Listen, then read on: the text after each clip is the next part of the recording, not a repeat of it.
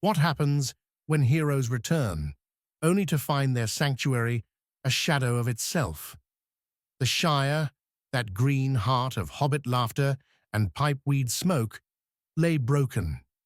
Its winding lanes, once alive with the clatter of carts and the chatter of neighbours, were silent, patrolled by brutish men with clubs and sneers. Cottages stood shuttered, their thatched roofs caving under neglect. The party tree, where Bilbo once toasted his 11th birthday, was a splintered stump, its branches strewn like the bones of joy. Samwise Gamgee stopped dead, his calloused hands tightening around his pack. "This ain't home," he choked, tears welling as he gazed at the desecrated earth. Frodo, Merry, and Pippin stood beside him, their hearts heavy with the weight of Mordor's fires, now facing a new wound, their Shire enslaved. The hobbits learned of a chief, a hobbit turned tyrant, whose decrees plastered every fence post. Curfews choked the evenings. Gatherings were forbidden. Pipeweed, the Shire's pride, was hoarded for trade to the south. Whispers spoke of Sharkey, a name spat with fear, a mastermind weaving this web of oppression. Frodo's eyes, still haunted by the ring's shadow, narrowed. "We've faced Sauron's darkness," he said softly. "We'll face this one too." The four companions, no longer the carefree hobbits of old, bore the scars of war. Merry with Rohan's courage, Pippin with Gondor's resolve, Sam with a gardener's stubborn hope, and Frodo with a mercy forged in suffering. The truth cut deeper than any blade. Lothos Sackville Baggins, bloated with greed, had declared himself chief, selling the Shire's soul for power. But Lotho was a puppet, his strings pulled by Saruman, the wizard once mighty, now reduced to Sharkey, a name hissed by his thuggish enforcers. Cast out from Isengard by Ents, humiliated at Orthanc, Saruman had slunk north with Wormtongue, his heart a furnace of spite. "You made me nothing," he growled to the empty air, "but I will burn your precious Shire to ash." His brutes tore down mills, fouled rivers, and uprooted gardens, turning the hobbits' haven into a prison of fear. Yet hobbits are not so easily crushed. Merry, his voice ringing with the horns of Rohan, and Pippin, clad in the black and silver of Gondor, kindled a spark of rebellion. They wove a secret network, their messages darting from burrow to burrow like fireflies in the dark. "The Shire folk will rise," Merry vowed, his eyes alight. At Bywater, under a sky bruised with twilight, hobbits gathered, farmers, bakers, and tanners, their hands gripping pitchforks and slings. Barricades rose from carts and barrels. Lanes became labyrinths of traps. The Battle of Bywater erupted, the largest clash the Shire had ever seen. Hobbits, small but swift, danced through their fields, luring brutes into ambushes. Arrows flew from hedgerows, stones cracked skulls. The invaders, drunk on arrogance, fell to the fury of a people defending their home. Frodo, standing atop a hill, raised his hand.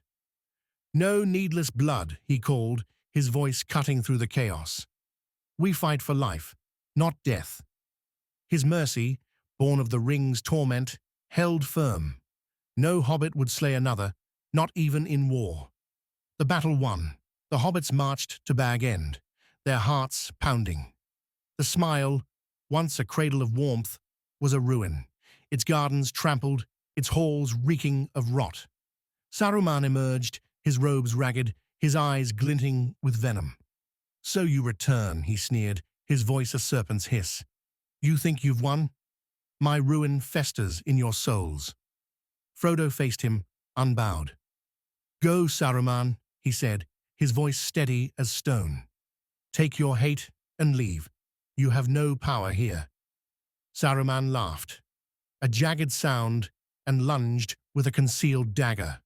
The blade struck Frodo's chest, but the mithril coat, hidden beneath his cloak, turned it aside. Frodo stood unshaken. "I am spared for a reason," he said, "and it is not to spill your blood." Saruman's face contorted with rage. He whirled on Wormtongue, cursing his servant's cowardice. "Witless worm!" he roared, striking him. In a flash of buried fury, Wormtongue drew a blade and slit his master's throat.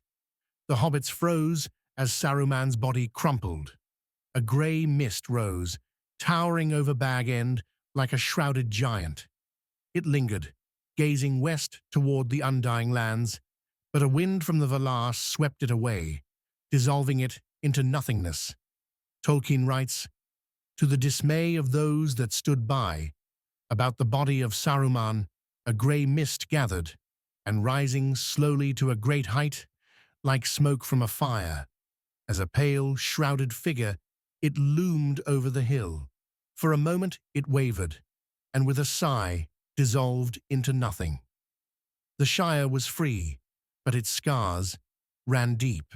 Samwise, ever the gardener, took up Galadriel's gift, a box of earth from Lothlorien, its grains shimmering with elven light.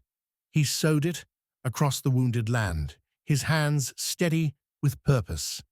In the party field, he planted a mallorn seed, the only one west of the mountains, its silver leaves a beacon of hope. The Shire bloomed anew. The year 1420, by Shire reckoning, was a miracle. Harvests overflowed, children laughed, and hobbits rebuilt their burrows with songs on their lips. The mallorn stood tall, its roots entwining the Shire's heart with the grace of a world beyond. The Scouring of the Shire is no mere footnote to the War of the Ring. It is Tolkien's mirror to our own world, scarred by war, greed, and loss. Frodo's mercy, sparing Saruman despite his malice, echoes Tolkien's belief that true victory lies not in vengeance, but in compassion. Saruman's fall, consumed by petty spite, warns of the emptiness of power without purpose. Sam's mallorn, a solitary wonder, embodies the resilience of nature and community, a testament to Tolkien's love for the green and good. The Shire's ruin reflects Tolkien's own grief for rural England, ravaged by industrialization and the shadow of World War I, where soldiers returned to a homeland forever changed. Yet the Scouring is also a call to hope. The hobbits, tested by fire, prove that even the smallest can defy darkness. Their stand at Bywater, their rebuilding of home, speaks to our own struggles, to protect what we love, to heal what is broken.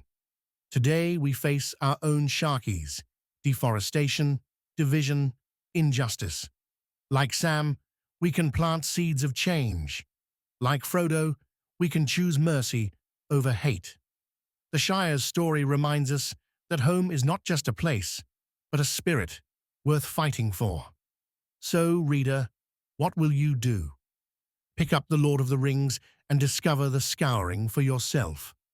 Plant a tree, defend your community, or stand against the shadows in your world.